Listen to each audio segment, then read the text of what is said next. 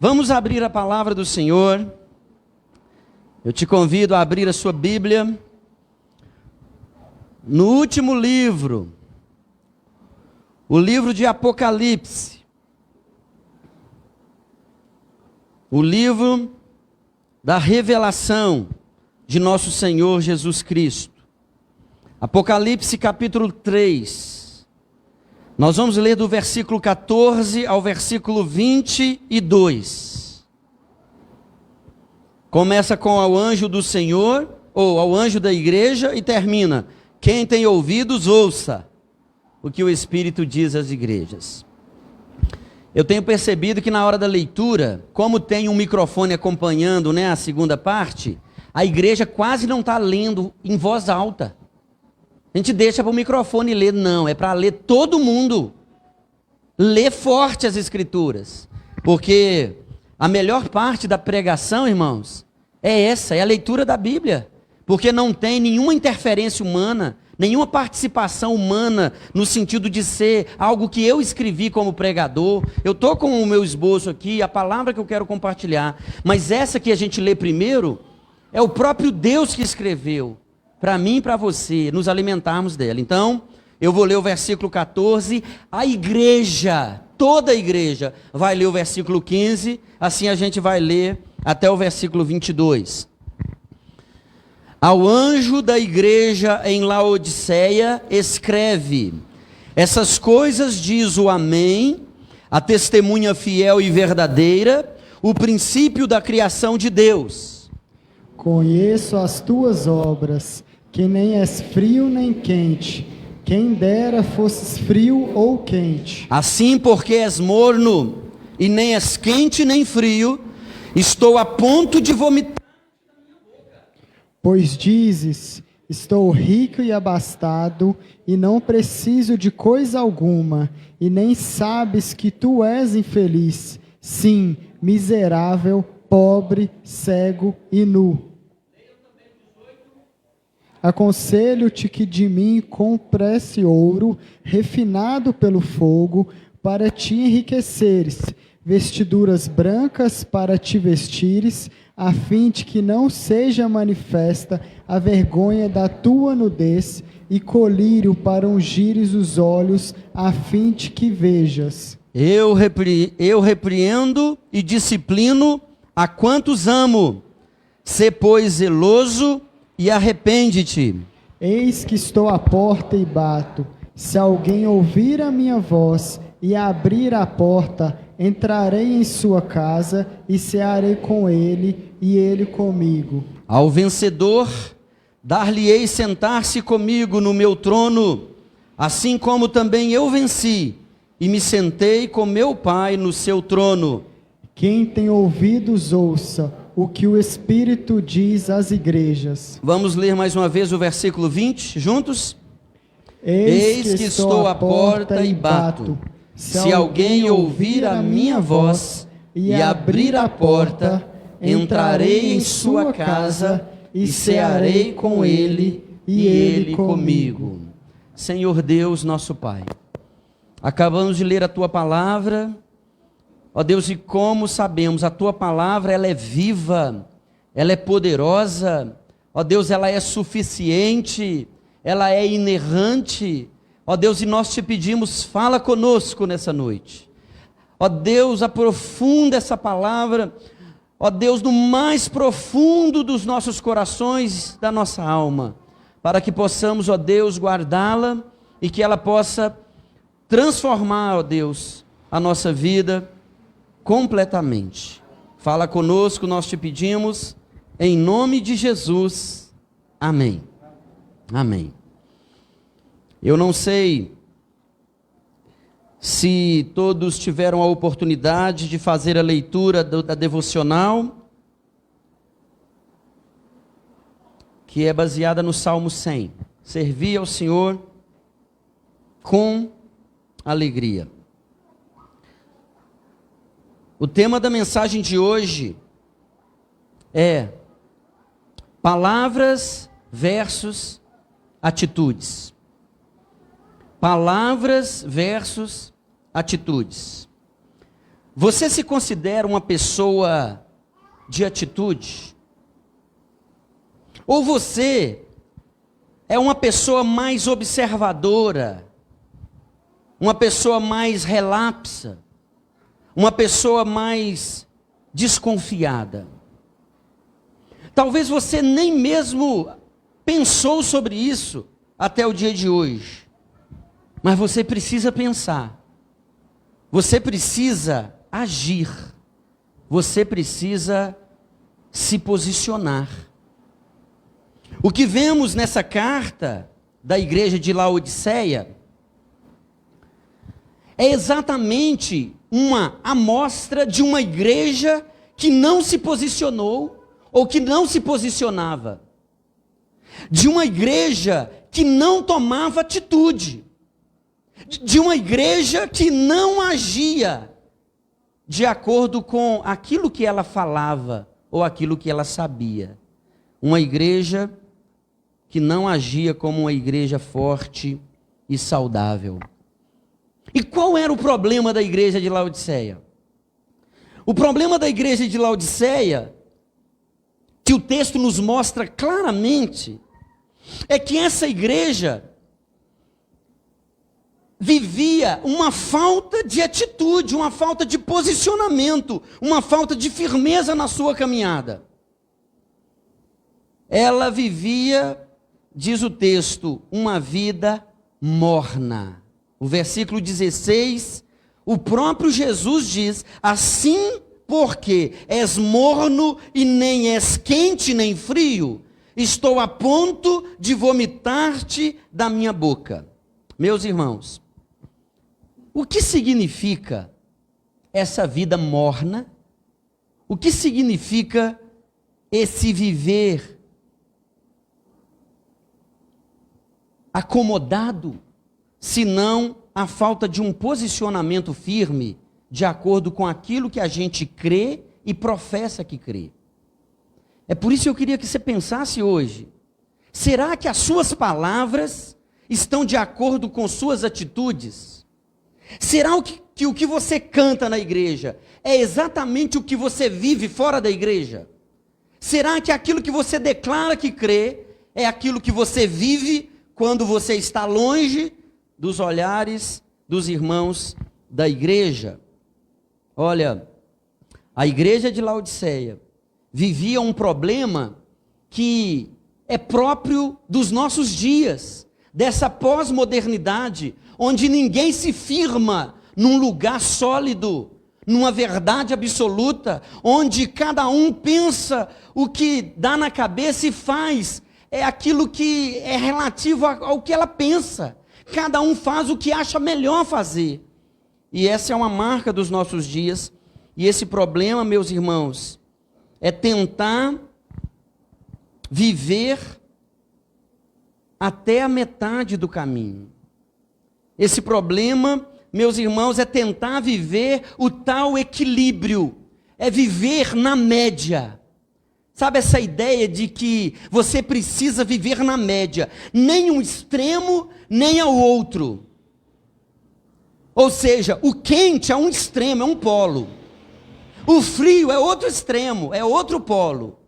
Para eu não ficar nem quente demais, nem frio demais, eu vou escolher o lugar do meio. Eu vou viver uma vida equilibrada, uma vida mediana. Ora, pastor, então é um problema viver uma vida equilibrada? Meus irmãos, preste atenção no que eu quero dizer aqui no início dessa pregação. No aspecto espiritual, no que tange a nossa vida com Deus, no que se refere à nossa conduta cristã, não podemos viver uma vida equilibrada.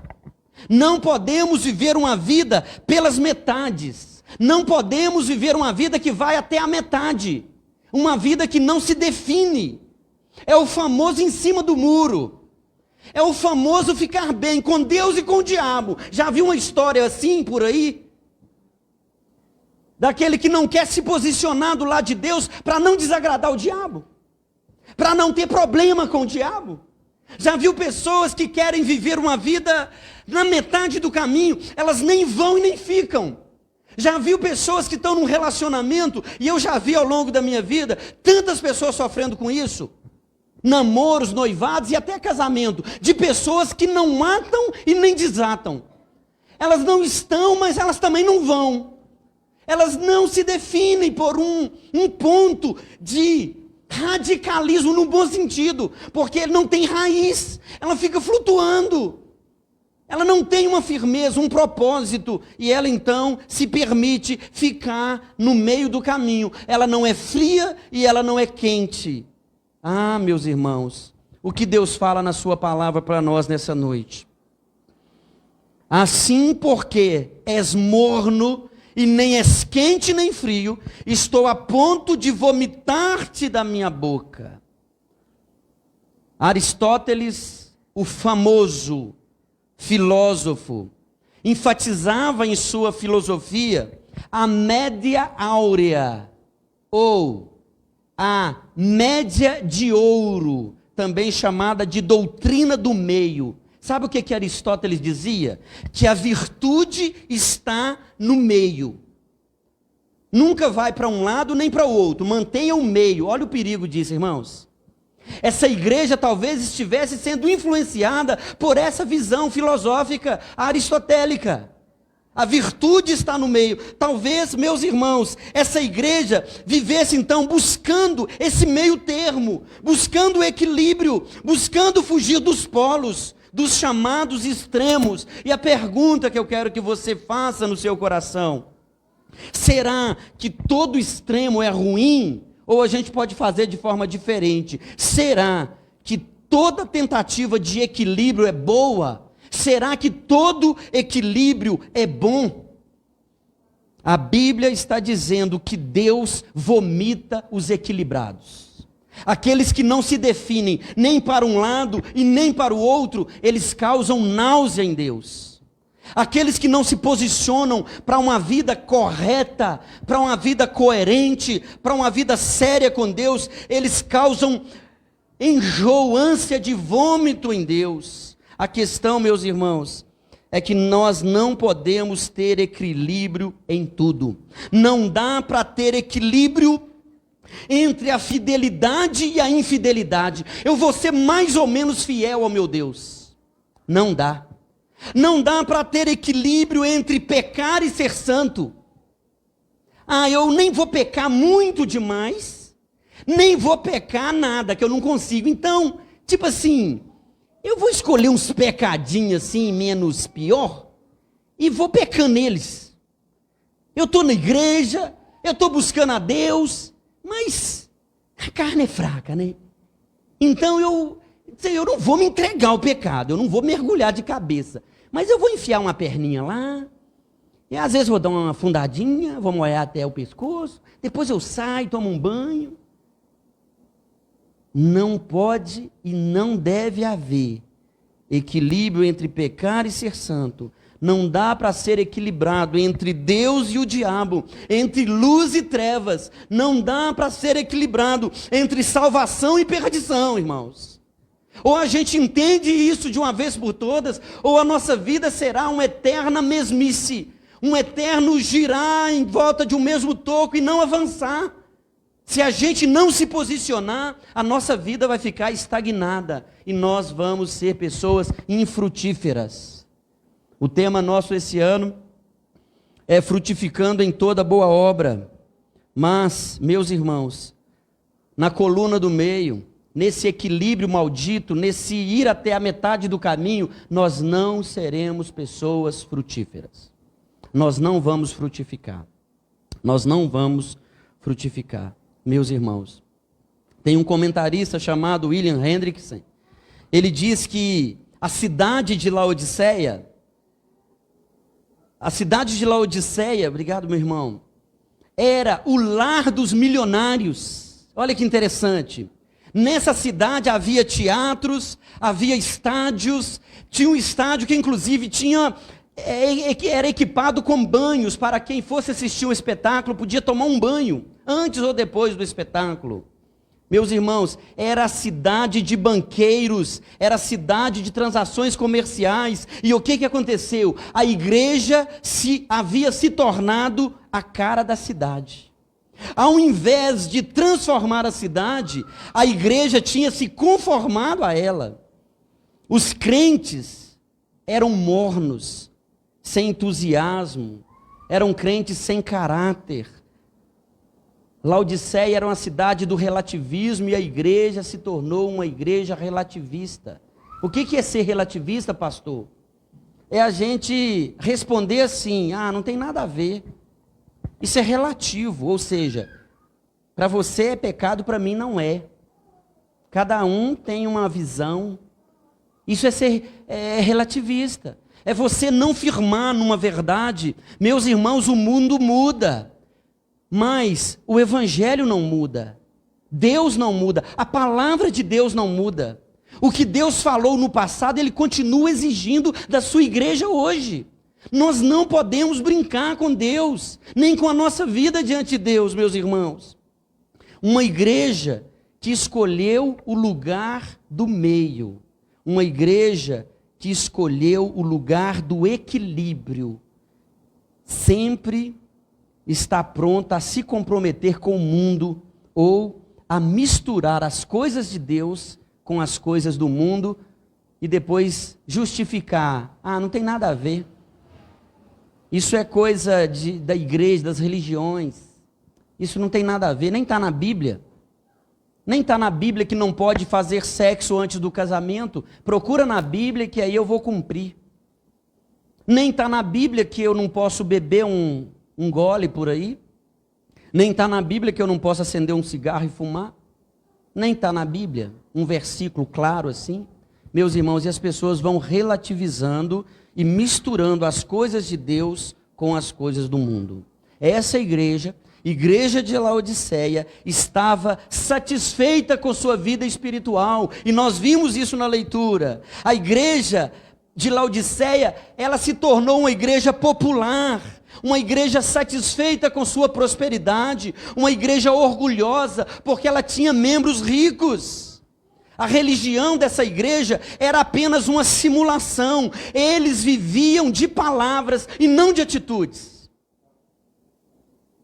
Eu lembro quando alguns lá da igreja, lá do meio, quando os apóstolos estavam indo, evangelizando, lá em Atos, algumas pessoas viram o apóstolo Paulo, o apóstolo Pedro, pregando, expulsando o demônio, e eles falaram assim: uai, esse negócio é interessante.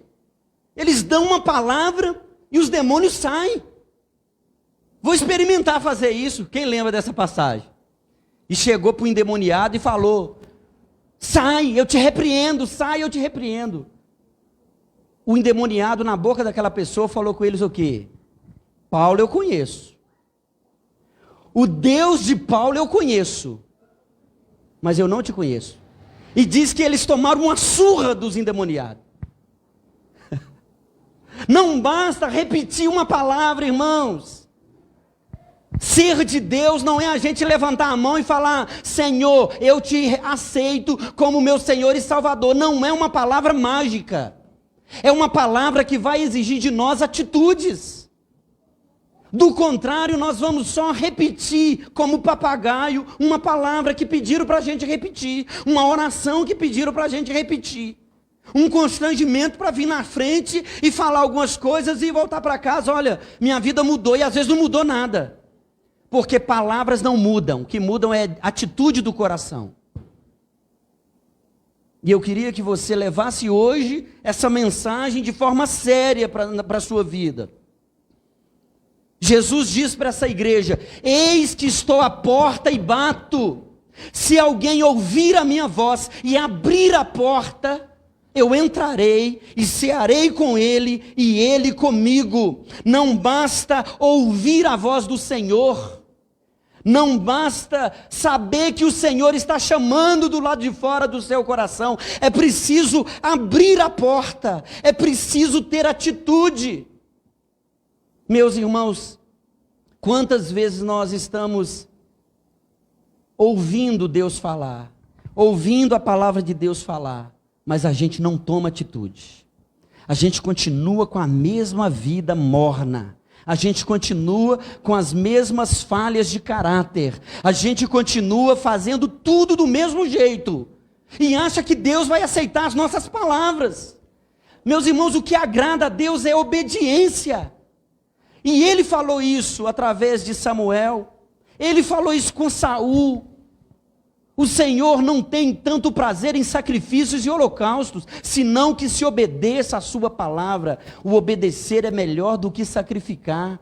Está lá em 1 Samuel. Meus irmãos, nós precisamos pensar nisso. A igreja de Laodiceia tinha perdido o seu vigor, o seu fervor espiritual. Não apenas isso, mas a igreja de Laodiceia tinha perdido também os seus valores, a sua visão, tinha perdido até as suas vestimentas. Olha o que diz no versículo 17: pois dizes, estou rico e abastado, não preciso de coisa alguma. Já viu gente falar isso? Não, pastor, eu estou de boa, eu não preciso. Já viu quando a pessoa enche o peito e fala, não, está de boa, eu estou bem. Eu não preciso de coisa alguma. E Jesus fala com essa igreja, e nem sabes que tu és infeliz? Sim, miserável, pobre, cego e nu. Aconselho-te que de mim compres ouro refinado pelo fogo, para te enriqueceres, vestiduras brancas para te vestires, a fim de que não seja manifesta a vergonha da tua nudez, e colírio para ungires os olhos, a fim de que vejas. Olha o que Jesus fala para essa igreja, que se sentia tão abastada. Meus irmãos, o que nós vemos aqui é que Jesus identificou que um crente morno é pior do que um incrédulo frio. Um crente morno é pior do que um incrédulo. Misericórdia, irmãos. Uma pessoa morna é aquela pessoa em que há um contraste entre o que ela diz e pensa ser de um lado e o que ela realmente é do outro lado. Ser morno é ser cego à própria condição, é não observar o próprio coração e agir com alma dupla, com personalidade dupla. É bipolaridade espiritual. É você vir aqui com a mesma boca, com as mesmas mãos, com os mesmos lábios, com a mesma voz, adorar ao Senhor, tocar um instrumento, louvar ao Senhor, aplaudir, glorificar a Deus, e depois você pegar esses mesmos membros, chegar lá fora e deixar eles ser usados pelo diabo, para pecar, para fazer aquilo que desagrada a Deus. Meus irmãos, ser morno é ter palavras de vida na boca e viver inerte, sem atitude, como se já tivesse morto. Eu queria que a gente parasse um momento aqui para responder de forma sincera. Como será que está a nossa vida espiritual? Será que nós estamos tentando equilibrar uma vida aparentemente cristã com atitudes que desonram a Deus no nosso dia a dia, no nosso namoro, nos nossos relacionamentos, nos nossos navegar aí pelas internets, pelas redes sociais? Meus irmãos, isso é muito sério. Eu já soube de jovens, eu não falo aqui, né, da nossa igreja, mas jovens cristãos que têm rede social duplicada, porque eles têm rede social que eles seguem todo mundo da igreja e deixa todo mundo seguir eles, mas eles têm perfis que ninguém sabe que tem. São perfis que eles entram lá para poder ver o que eles querem, e ninguém ficar controlando, para curtir o que querem, e ninguém ficar bisbilhotando. Meus irmãos, será que tem isso no nosso meio? Será que nós muitas vezes não estamos vivendo assim também? Pelas metades, achando que Deus está de boa, Deus é um paizão, Deus é um Deus amoroso, Ele não se importa de eu cantar bonito e tocar bonito, e aí o que eu faço na segunda, terça, quarta, quinta? Não importa, desde que domingo eu esteja lá, pregando bonito, tocando bonito, cantando bonito. Meus irmãos, Deus não precisa de mim nem de você. Deus não precisa de nós, mas Ele espera de nós fidelidade. E não dá para ficar na metade do caminho. Ou a gente está limpo ou a gente está sujo. Não dá para entrar no banheiro, eu vou lavar metade do meu corpo. Sabe quando você está com a mão engessada, né? Aí você fica todo desconcertado para fazer suas higienes, né? Aí você lava mais ou menos, porque essa mão ajuda, mas essa aqui não, ela está engessada, então o seu banho é mais ou menos. Não dá para viver uma vida espiritual assim. Ou você está limpo ou você está sujo. Deus não vai habitar num vaso imundo, irmãos. E essa é uma mensagem urgente para nós, como igreja. E Deus nos trouxe aqui hoje para falar isso conosco. Não pode haver comunhão entre as trevas e a luz. Não dá para brincar de pecar e sair ileso. Não dá para ouvir o chamado de Jesus à porta do nosso coração e continuarmos parados, sem abrir de verdade a nossa vida por completo ao senhorio de Cristo Jesus. Tem uma historinha que conta de um camponês. Esse camponês trabalhava durante o inverno no campo, né? Tomado de frio, ali, todo agasalhado. De repente, esse camponês viu diante dele uma serpente, venenosa, perigosa. Ele levantou a enxada bem alto para matá-la. Mas a serpente implorou por misericórdia. É uma lenda, tá? Na lenda a serpente fala, tá bom?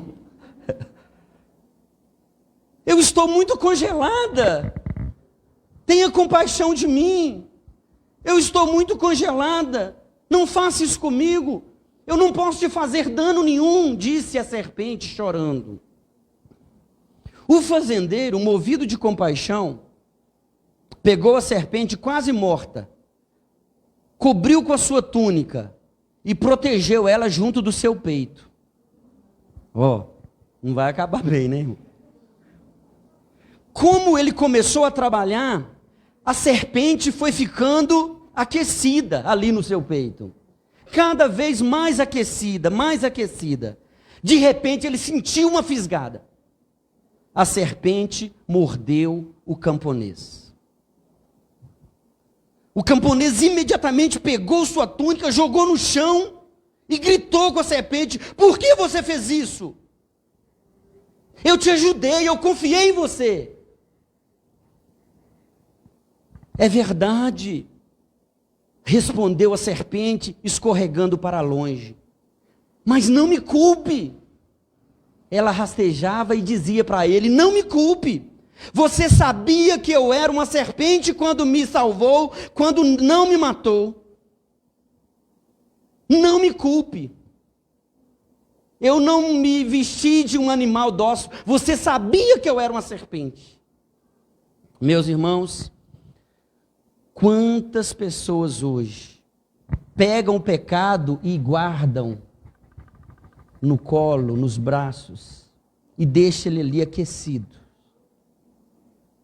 E continua vivendo. Algum dia, lá na frente, ou nem tão lá na frente, quando todas as coisas passarem, e tiverem de encarar a eternidade, clamarão contra o pecado e acusarão aquele pecado. Porém, será muito tarde para alguns. O pecado responderá: você sabia que eu era pecado. Sabia, e mesmo assim, você me acolheu. Não me culpe. Não me culpe. Não dá para brincar de pecar e sair ileso. Não dá para ouvir o chamado de Jesus à porta do nosso coração e continuarmos parados sem abrir de verdade a nossa vida por completo ao senhorio de Cristo. Olhe comigo um texto do profeta Ezequiel, capítulo 22. Encontre aí, por favor.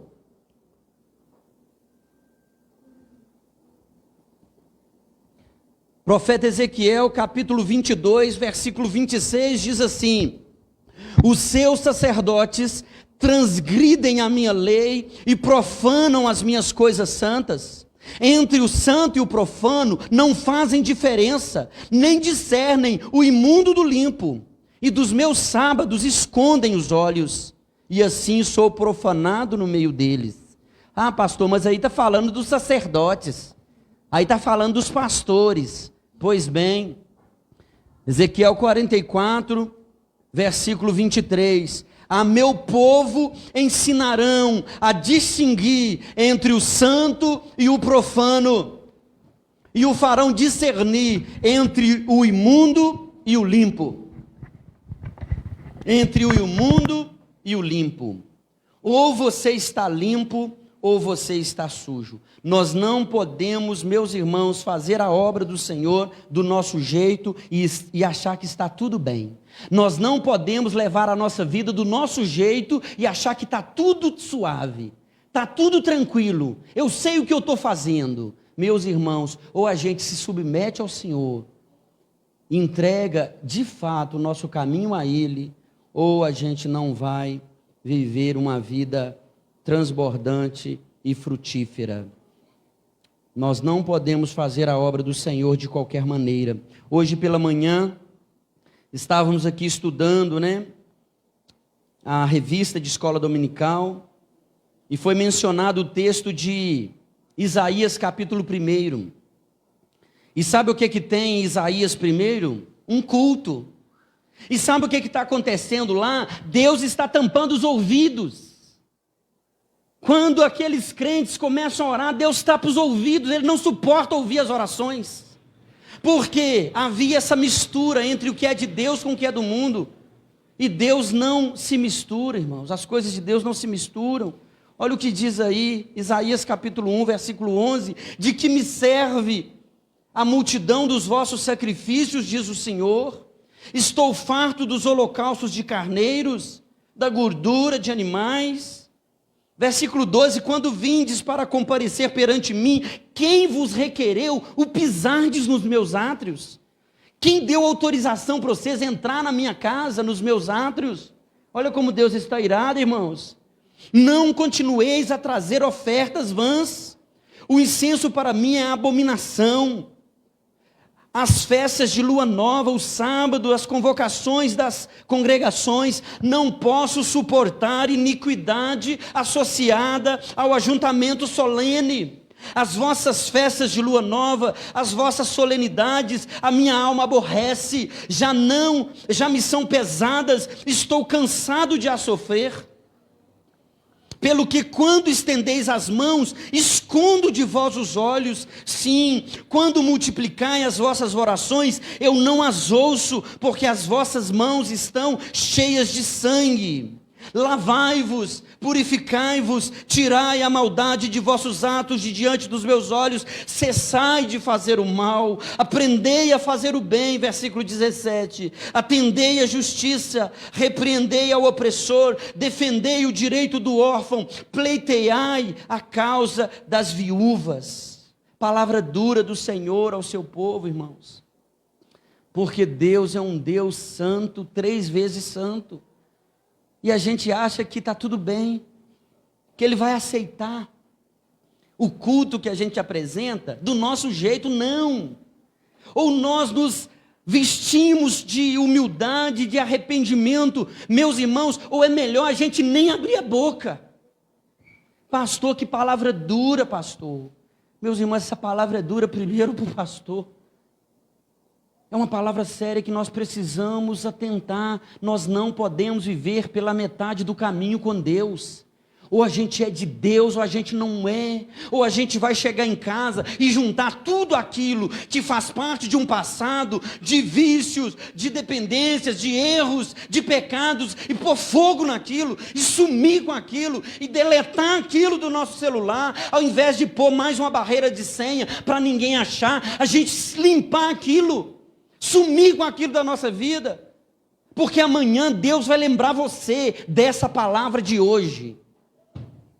Eis que eu te digo, meu servo, Deus vai te lembrar dessa pregação, que Deus está fazendo você receber essa palavra hoje, para você ser indesculpável, para você pôr em ordem a sua vida, para que quando Jesus te chamar, você não fique tentando pôr uma roupa para se cobrir, que você não seja pego, literalmente, como dizem por aí, de calça curta, né? Tentando tampar suas vergonhas, porque é isso que o texto diz. Vocês estão nus, precisam de vestimentas para cobrir a vergonha da vossa nudez. Meus irmãos, será que nós não temos nos acostumado com as coisas santas, que nem fazemos mais caso de uma vida santa?